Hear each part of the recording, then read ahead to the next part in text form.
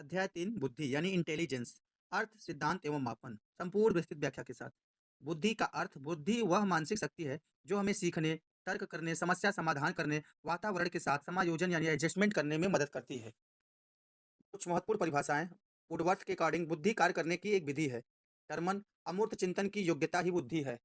बिने, बुद्धि इन 4 शब्दों में निहित है: ज्ञान, आविष्कार, निर्देश और आलोचना। वैक्सलर, बुद्धि एक उद्देश्यपूर्ण कार्य करने और तर्कपूर्ण ढंग से सोचने की क्षमता। बुद्धि के बुद्धि के प्रमुख सिद्धांत। एक कारक सिद्धांत किसने दिया? अल्फ्रेड बिने ने। बुद्धि एक अविभाज्य इकाई है, इन्होंने कहा। द्विकारक सिद्धांत किसने दिया? स्पीयरमैन। जी तत्व यानी सामान्य और एस तत्व यानी विशिष्ट। अगला है बहुकारक सिद्धांत, थॉर्नडाइक ने दिया। बुद्धि कई स्वतंत्र तत्वों से बनी है। अगला समूह कारक सिद्धांत, थर्स्टन। 7 प्राथमिक मानसिक योग्यता इन्होंने दिया। बहुबुद्धि सिद्धांत, हार्वर्ड गार्डनर ने 8 या 9 प्रकार की बुद्धि इन्होंने बताया। त्रिआयामी सिद्धांत, जेपी गिलफोर्ड। विषय वस्तु, संक्रिया और उत्पाद। बुद्धि मापन, बुद्धि लब्धि का सूत्र विलियम स्टर्न ने दिया, लेकिन इसे पूर्ण रूप टर्मन ने दिया। बुद्धि लब्धि IQ बराबर होता है MA अपान CA गुणे 100 यानी मानसिक आयु बटे वास्तविक आयु गुणे 100। IQ वर्गीकरण ये किसके अनुसार हुआ? IQ का वर्गीकरण टर्मन के अनुसार। 140 से ऊपर प्रतिभाशाली यानी जीनियस कहलाते हैं। 90 से 110 के बीच सामान्य बुद्धि यानी एवरेज कहलाते हैं। 70 से कम वाले जड़ बुद्धि या मंद बुद्धि यानी फीमेल मैंडेट कहलाते हैं। टॉप 30 एग्जाम ओरिएंटेड प्रश्नोत्तर यानी MCQs। प्रश्न नंबर 1, बुद्धि लब्धि यानी IQ ज्ञात करने का सही सूत्र क्या है? इसका सही सूत्र होता है MA अपान CA गुणे 100। मानसिक आयु यानी मेंटल एज को वास्तविक आयु यानी क्रोनोलॉजिकल एज से भाग देकर 100 से गुणा करने पर IQ प्राप्त होता है। प्रश्न नंबर 2, बुद्धि का द्विकारक सिद्धांत टू फैक्टर थियरी किसने दिया? तो दिया ये स्पीयरमैन ने। स्पीयरमैन के अनुसार बुद्धि में 2 तत्व होते हैं। पहला होता है जी यानी जनरल, जो कि जन्मजात होता है, और दूसरा होता है एस यानी स्पेसिफिक, जो कि अर्जित होता है। प्रश्न नंबर 3 है, हार्वर्ड गार्डनर ने बहुबुद्धि सिद्धांत में कुल कितने प्रकार की बुद्धि बताई है? 8 बताई है, जो कि मूलतः 8 होते हैं। गार्डनर के अनुसार बुद्धि एक प्रकार की नहीं बल्कि भाषाई, तार्किक, संगीतमय, स्थानिक आदि कई प्रकार की होती है। तो गार्डनर के अकॉर्डिंग बुद्धि 8 प्रकार की होती है। प्रश्न नंबर 4 है, मानसिक आयु यानी मेंटल एज का संप्रत्यय सबसे पहले किसने दिया? अल्फ्रेड बीने ने। बीने ने 1908 में मानसिक आयु का विचार दिया था, जो बालक की मानसिक परिपक्वता को दर्शाता है। प्रश्न नंबर 5 है, बुद्धि का बहुकारक यानी मल्टी फैक्टर सिद्धांत किसने प्रतिपादित किया? ये किया था थॉर्नडाइक ने। थॉर्नडाइक ने बिने के एक कारक सिद्धांत का विरोध किया और कहा कि बुद्धि रेत के ढेर के समान अनेक सूक्ष्म तत्वों से बनी है। प्रश्न नंबर 6, टर्मन के अनुसार सामान्य बुद्धि यानी एवरेज इंटेलिजेंस बालक की बुद्धि लब्धि कितनी होती है? तो सामान्य बुद्धि लब्धि वाले बालक की बुद्धि लब्धि होती है 90 से 110 के बीच। टर्मन की तालिका के अनुसार अधिकांश बालकों की बुद्धि लब्धि 90 से 110 के बीच होती है। प्रश्न नंबर 7 है, भाटिया बैटरी का प्रयोग किसके मापन हेतु किया जाता है? बुद्धि।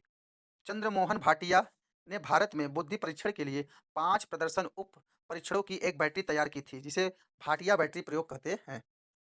क्वेश्चन नंबर 8, बुद्धि की त्रिआयामी यानी 3D मॉडल सिद्धांत किसने दिया? गिलफोर्ड ने।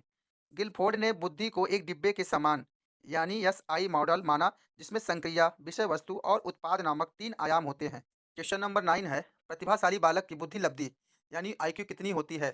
140 से अधिक। टर्मन के अनुसार 140 से अधिक IQ वाले बालक असाधारण और प्रतिभाशाली होते हैं। क्वेश्चन नंबर 10, अमूर्त चिंतन की योग्यता ही बुद्धि है, यह किसने कहा? टर्मन ने। टर्मन का मानना था कि जो व्यक्ति जितना अधिक अमूर्त यानी जो सामने ना हो सोच सकता है, वह उतना ही बुद्धिमान होता है। प्रश्न नंबर 11 है, स्पीयरमैन के अनुसार विशिष्ट योग्यता यानी एस फैक्टर कैसी होती है? ये अर्जित होती है। विशिष्ट योग्यता अभ्यास और अनुभव से प्राप्त की जाती है, जबकि सामान्य योग्यता जी जन्मजात होती है। प्रश्न नंबर 12, प्रथम मनोवैज्ञानिक प्रयोगशाला 1879 की स्थापना किसने की? विलियम उंट ने। जर्मनी के लिपजिंग विश्वविद्यालय में उंट ने पहली लैब खोली, जहां से प्रयोगात्मक मनोविज्ञान और बुद्धि अध्ययन शुरू हुआ।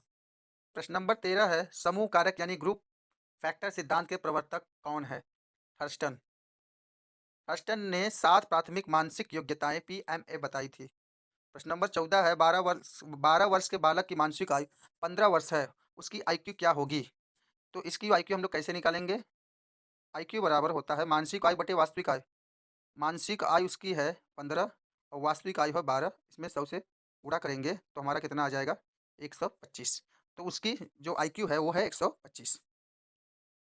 क्वेश्चन नंबर 15 है, तरल ठोस बुद्धि का सिद्धांत किसने दिया? तो RV कैटल जी ने। कैटल ने वंशानुगत बुद्धि को तरल और अर्जित बुद्धि को ठोस कहा। क्वेश्चन नंबर 16 है, बुद्धि का क और ख यानी लेवल ए और बी का सिद्धांत किसने दिया? हैब ने। हैब ने बुद्धि को दो स्तरों में बांटा, बुद्धि क जो वंशानुगत होती है और बुद्धि ख जो पर्यावरण के साथ अंतःक्रिया से विकसित होती है। प्रश्न नंबर 17, जड़ बुद्धि यानी इडियट वाले बालक की आईक्यू कितनी होती है? तो इसकी आईक्यू होती है 25 से कम। टर्मन की तालिका के अनुसार सबसे निचला स्तर जड़ बुद्धि का होता है जिसकी आईक्यू 25 से कम होती है यानी उससे नीचे होती है। प्रश्न नंबर 18 है, बुद्धि का आश्चर्यजनक सिद्धांत किसे कहा जाता है? ब्लूम के सिद्धांत को। वी.एस. ब्लूम का मानना था कि बुद्धि जैसी कोई चीज होती ही नहीं, केवल समय और वातावरण का महत्व है, इसलिए इसे आश्चर्यजनक सिद्धांत कहते हैं। क्वेश्चन नंबर 19, बुद्धि का पदानुक्रमित महत्व का सिद्धांत किसने दिया? तो ये दिया था फिलिप बर्नन ने। बर्नन ने बुद्धि को एक पिरामिड की तरह समझाया था जिसमें सामान्य कारक सबसे ऊपर होते हैं। प्रश्न नंबर 20, स्टैनफोर्ड बिने परीक्षण किसका मापन करता है?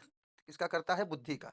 बिने के मूल परीक्षण को स्टैनफोर्ड विश्वविद्यालय में टर्मन ने संशोधित किया था, जो आज भी बुद्धि मापन का मानक है। प्रश्न नंबर 21, अमूर्त बुद्धि एब्स्ट्रैक्ट इंटेलिजेंस की सबसे ज्यादा जरूरत किसे होती है? तो ये होती है कवि और दार्शनिक को। अमूर्त बुद्धि शब्दों, प्रतीकों और कल्पनाओं के माध्यम से सोचने की क्षमता है, जो कवियों और लेखकों में अधिक पाई जाती है। प्रश्न नंबर 22, संवेगात्मक बुद्धि इमोशनल इंटेलिजेंस शब्द को लोकप्रिय बनाने का श्रेय किसे जाता है? डेनियल गोलमैन को।